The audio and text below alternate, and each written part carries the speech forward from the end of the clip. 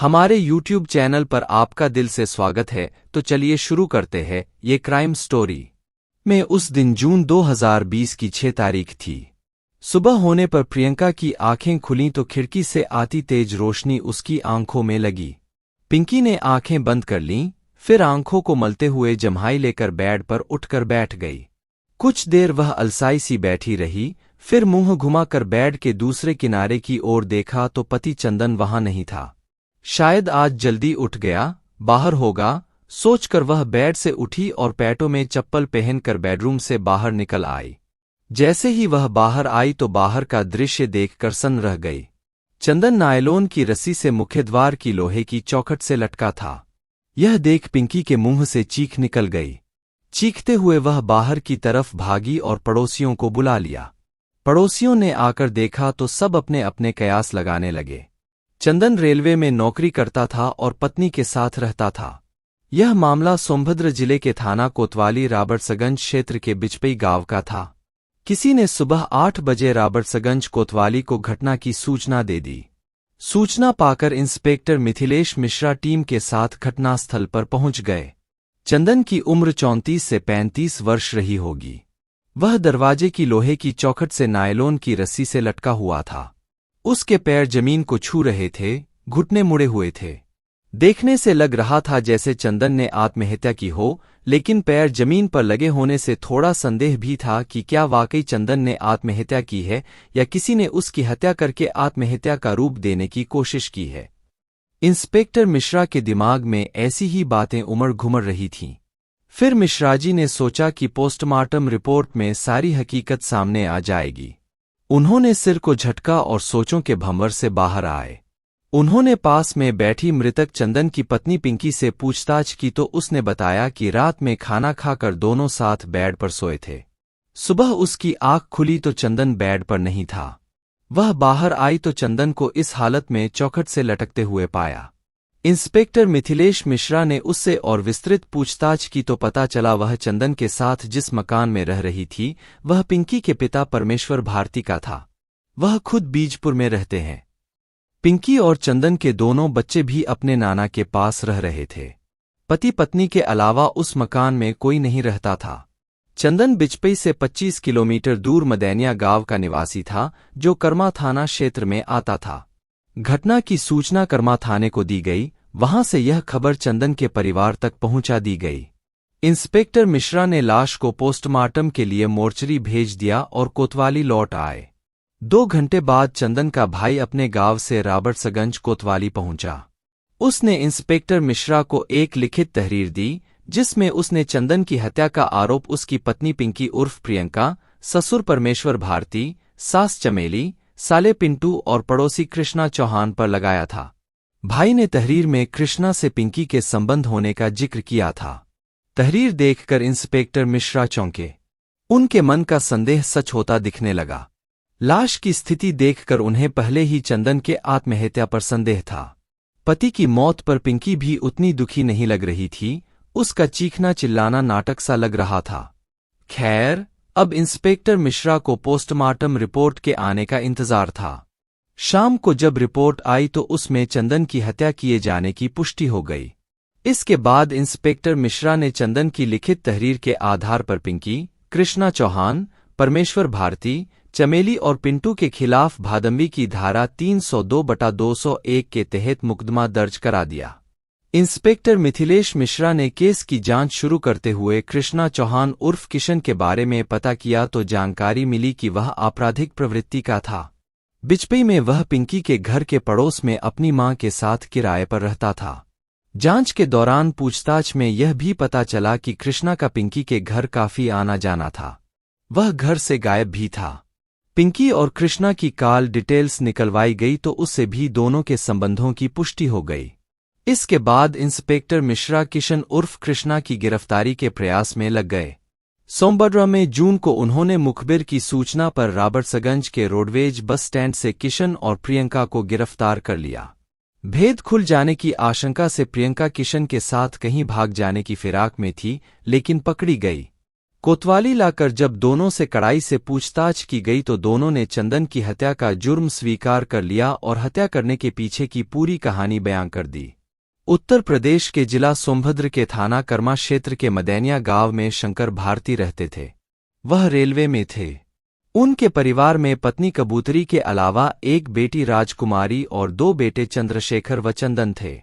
उन्होंने सबसे बड़ी बेटी राजकुमारी का विवाह समय रहते कर दिया था। बेटों में चंद्रशेखर बड़ा था। वह किसी के यहाँ कार ड्राइवर की नौकरी करता था। सबसे छोटे चंदन ने बीए तक पढ़ाई की थी। सब कुछ अच्छा चल रहा था कि 2002 में शंकर भारती की मृत्यु हो गई। मृतक आश्रित कोटे में नौकरी की बात आई तो आपसी सहमति से चंदन का नाम दिया गया। 2004 में चंदन रेलवे में भर्ती हो गया। वर्तमान में वह चुर्क में बतौर केबिनमैन कार्यरत था। रेलवे में नौकरी लगते ही चंदन के लिए रिश्ते आने लगे। एनटीपीसी में इंजीनियर परमेश्वर भारती बीजपुर में रहते थे। परिवार में पत्नी चमेली और एक बेटी पिंकी उर्फ प्रियंका व 2 बेटे थे पिंटू और रिंकू। पिंकी सबसे बड़ी थी। उसने बीए कर रखा था। परमेश्वर को चंदन के बारे में पता चला तो उन्होंने उसके बारे में जानकारी हासिल की। उस समय कर्मा थाने के जो इंस्पेक्टर थे वह परमेश्वर के रिश्तेदार थे। परमेश्वर ने उनसे बात की तो उन्होंने पता करके परमेश्वर को बताया कि लड़का बहुत अच्छा और सीधा सादा है। उसमें कोई ऐब भी नहीं है, सरकारी नौकरी में है। फिर रिश्ता तय हुआ और 2005 में चंदन और पिंकी का विवाह हो गया। पिंकी खूबसूरत और पढ़ी लिखी थी। वह अच्छे खाते पीते परिवार से ताल्लुक रखती थी। विवाह के बाद जब वह अपनी ससुराल आई तो वहां का मकान और रहन सहन उसे अच्छा नहीं लगा, लेकिन अब वह कुछ नहीं कर सकती थी। शादी के बाद पिंकी चंदन से जिद करने लगी कि वह बिचपई में रहे। बिचपई में पिंकी के पिता का एक मकान खाली पड़ा था। पिंकी ने उसमें चंदन के साथ रहने की बात अपने पिता परमेश्वर से कर ली थी। आए दिन पिंकी चंदन से बिचपई चलकर रहने की जिद करती। चंदन अपने परिवार के साथ रहना चाहता था, इसलिए पिंकी की बात पर ध्यान नहीं देता था। अपनी बात न मानते देख पिंकी बीवियों वाले हथकंडे अपनाने लगी।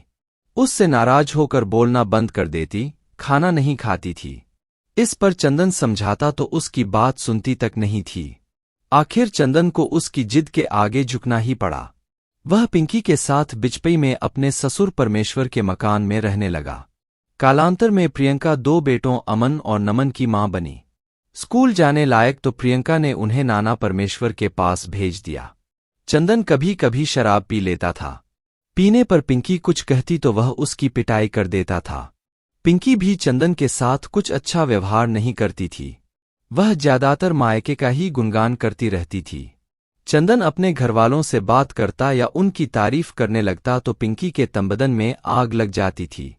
पत्नी के रूखे व्यवहार के कारण चंदन ज्यादा शराब पीने लगा था। शराब पीने के बाद दोनों में झगड़ा जरूर होता था। किशन उर्फ कृष्णा चौहान फुलाइच तरवा आजमगढ़ का रहने वाला था। उसके पिता रामत चौहान ने 2 शादियां की थीं। रामत चौहान पहली पत्नी और उसकी 2 बेटियों के साथ आजमगढ़ में रह रहा था। किशन उसकी दूसरी पत्नी रमा का बेटा था। कृष्णा अपनी मां के साथ 1.5 साल से पिंकी के घर के पड़ोस में किराए पर रह रहा था। वह अपराधी प्रवृत्ति का था। रॉबर्ट्सगंज कोतवाली में उस पर 2019 में धारा 457 380 4L1 के तहत मुकदमा भी दर्ज था। 29 साल का किशन अविवाहित था। पड़ोस में रहते हुए उसकी नज़र पिंकी पर गई तो उसकी खूबसूरती देखकर किशन उसकी ओर आकर्षित हो गया। चंदन ड्यूटी पर रहता था, प्रियंका घर में अकेली होती थी। पड़ोसी होने के नाते पिंकी और किशन एक दूसरे को जानते थे, पर अभी तक बात नहीं हुई थी। दोनों की नज़र एक दूसरे पर पड़ती तो जल्दी नहीं हटती थी। एक दिन किशन सुबह सुबह पिंकी के घर पहुंच गया। हमेशा की तरह पिंकी उस समय भी अकेली थी। दरवाजा खटखटाने पर पिंकी ने दरवाजा खोला तो किशन को खड़े पाया और मुंह से निकला, अरे आप? जी, मैं आपका पड़ोसी किशन। जानती हूं आपको, बताने की जरूरत नहीं। पिंकी ने मुस्करा कर कहा, अरे अंदर आइए, बाहर क्यों खड़े हैं? औपचारिकतावश पिंकी ने कहा तो किशन बोला, चाय बनाने जा रहा था तो देखा चीनी नहीं है। अभी दुकानें भी नहीं खुली हैं। फिर सोचा पड़ोसी ही पड़ोसी के काम आता है, इसलिए आपके पास चला आया। इस बहाने आपसे परिचय भी हो जाएगा। अच्छा किया। अब मैं खुद आपको चाय बनाकर पिलाती हूँ। उसके बाद आप चीनी भी ले जाइएगा। कहकर पिंकी ने उसे कुर्सी पर बैठाया और खुद चाय बनाने किचन में चली गई। किशन जिस जगह कुर्सी पर बैठा था, ठीक उसी के सामने किचन थी। किशन चाय बनाती पिंकी को पीछे से ताड़ रहा था। पिंकी के शरीर की बेहतरीन बनावट उसकी आंखों में प्यास जगा रही थी। इसी बीच पिंकी ने पलटकर उसकी ओर देखा तो उसे अपनी ओर देखते पाया। एकाएक दोनों की आंखें मिलीं तो होंठ खिल उठे। चाय के कप में रखकर पिंकी किचन से बाहर आई और ट्रे मेज पर रखकर किशन को चाय देते हुए पूछा, आप लोग कुछ समय पहले यहाँ रहने आए हैं, इससे पहले कहाँ रहते थे? भाभी, मैं पहले आजमगढ़ में रहता था, वहां मेरे पिता रहते हैं। यहां मैं अपनी मां के साथ रहता हूं। फिर चाय का घूंट भरते हुए किशन पिंकी की तारीफ करते हुए बोला, वाह, आप चाय बहुत बढ़िया बनाती हैं। तारीफ के लिए शुक्रिया। तारीफ सुनकर पिंकी खुशी से बोली। चाय पीते पीते उन दोनों ने एक दूसरे के बारे में जानकारी ली। पिंकी को किशन से बात करना बहुत अच्छा लग रहा था। उसकी बातें और बात करने का ढंग अलग ही था। काफी देर तक बातें करने के बाद किशन वहां से चला गया। इसके बाद तो दोनों के बीच हर रोज बातें होने लगीं। किशन किसी न किसी बहाने से पिंकी के पास पहुंच जाता। पिंकी भी जान गई थी कि किशन उससे मिलने और बातें करने के लिए बहानों का सहारा लेता है। इसलिए एक दिन उसने किशन से कह दिया कि उसे मिलने के लिए किसी बहाने की जरूरत नहीं है, वह ऐसे भी मिलने आ सकता है। किशन खुश हो गया कि अब उसे बहाने नहीं बनाने पड़ेंगे। अब जब देखो किशन पिंकी के पास ही नजर आने लगा। घर के कामों में भी उसकी मदद करने लगा। साथ में काम करते करते हंसी मजाक करते कब समय बीत जाता पता ही नहीं चलता। चंदन के घर आने से पहले ही किशन वहां से चला आता था। कुछ ही दिनों में दोनों काफी घुल-मिल गए। दोनों को एक दूसरे के बिना कुछ अच्छा नहीं लगता था। किशन तो जानता था कि वह पिंकी को जी जान से चाहने लगा है, लेकिन अब पिंकी को भी एहसास होने लगा कि किशन चुपके से आकर किस तरह उसकी जिंदगी बन गया, उसके दिलो दिमाग पर छा गया। पिंकी के दिमाग में सिर्फ उसकी बातें ही घूमती रहती थीं। किशन पिंकी के दिलो दिमाग पर ऐसा छाया कि वह भी उसकी ओर खींचने लगी। जब प्यार का एहसास हुआ तो वह भी किशन से मजाक करके लिपटने चिपटने लगी। पिंकी का ऐसा करना किशन के लिए शुभ संकेत था कि वह उसकी होने के लिए बेताब है। एक दिन दोनों पास पास बैठे किशन की लाई आइसक्रीम खा रहे थे। किशन ने अपनी आइसक्रीम खाई तो उसने ऐसा मुंह बनाया जैसे उसे आइसक्रीम अच्छी न लगी हो। फिर उसने पिंकी की आइसक्रीम की ओर देखा और तेजी से उसका हाथ पकड़कर उसकी आइसक्रीम की एक बाइट खा ली। किशन की इस हरकत पर पिंकी भौंचक्की रह गई। फिर शरारती अंदाज में उसकी पीठ पर प्यार से धौल जमाने लगी। उसके इस अंदाज से किशन हंसने लगा। फिर बोला, आपकी आइसक्रीम सच में बहुत मीठी है।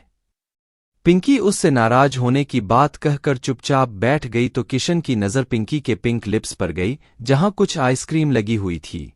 उसे शरारत सूझी। वह अपने चेहरे को पिंकी के चेहरे के पास ले गया और उसके चेहरे को अपने हाथों में लेकर उसके पिंक लिप्स को अपने होठों से चाट लिया। इस शरारत से पिंकी अचंभित रह गई, लेकिन इस शरारत ने उसके शरीर में आग भरने का काम किया। किशन भी अपने आप को नहीं रोक पाया। वह बराबर पिंकी के लिप्स को चूमने लगा तो पिंकी ने मस्त होकर आंखें मूंद लीं। इसके बाद तो उनके बीच वही हुआ जो अक्सर उन्माद के क्षणों में होता है। दोनों बहके तो ऐसे फिसले कि अपनी इच्छा पूरी करने के बाद ही अलग हुए। उनके बीच एक बार जो अनैतिक रिश्ता बना तो वह बार बार दोहराया जाने लगा। लेकिन ऐसे रिश्ते की सच्चाई अधिक दिनों तक छिपी नहीं रह पाती। एक दिन चंदन ने दोनों को रंगे हाथों पकड़ लिया। इसके बाद किशन तो वहां से चला गया, लेकिन चंदन ने पिंकी को जमकर पीटा। साथ ही आगे से ऐसी नापाक हरकत न करने की हिदायत दी। पिंकी के इस गलत कदम से चंदन परेशान रहने लगा। उसकी अपने भाई चंद्रशेखर से बात होती रहती थी। उसने भाई को भी पिंकी के किशन से अवैध संबंध के बारे में बता दिया। दूसरी ओर पिंकी पर चंदन द्वारा की गई पिटाई और हिदायत का कोई असर नहीं हुआ। वैसे भी चंदन हर वक्त घर पर रह नहीं सकता था। इसके अलावा घर में पिंकी पर नजर रखने वाला कोई नहीं था। पिंकी पहले की तरह ही किशन के साथ रंगलियां मनाती रही। वह चाहती थी कि उसके और किशन के रिश्ते पर कोई तर्क वितर्क न करे। जून के 5 से 6 की रात किशन और पिंकी रंगलियां मना रहे थे कि रात 12 बजे चंदन घर लौट आया। उसने पिंकी और किशन को एक साथ आपत्तिजनक हालत में देख लिया तो वह उनसे झगड़ने लगा। इस पर किशन ने पिंकी से कहा कि आज इसका काम खत्म कर देते हैं। पिंकी भी उसकी बात से सहमत थी, इसलिए उसका साथ देने लगी। वह घर में पड़ी नायलॉन की रस्सी उठा लाई। दोनों ने मिलकर रस्सी से चंदन का गला घोंट दिया, जिससे उसकी मौत हो गई। चंदन की हत्या करने के बाद दोनों ने उसकी लाश को नायलॉन की रस्सी से बांधकर घर की लोहे की चौखट से लटका दिया, जिससे यह लगे कि चंदन ने आत्महत्या की है। इसके बाद किशन वहां से चला गया। सुबह जब पुलिस आई तो पिंकी ने उसके आत्महत्या कर लेने की बात ही बताई, लेकिन उन दोनों की चाल काम न आई और दोनों पकड़े गए। आवश्यक कानूनी लिखापढ़ी करके दोनों को न्यायालय में पेश कर जेल भेज दिया गया। तो दोस्तों, अगर आपको हमारी ये क्राइम स्टोरी अच्छी लगी हो तो कृपया चैनल को सब्सक्राइब जरूर कर ले ताकि आने वाली वीडियो की अपडेट आप पर पहुंच जाए। धन्यवाद।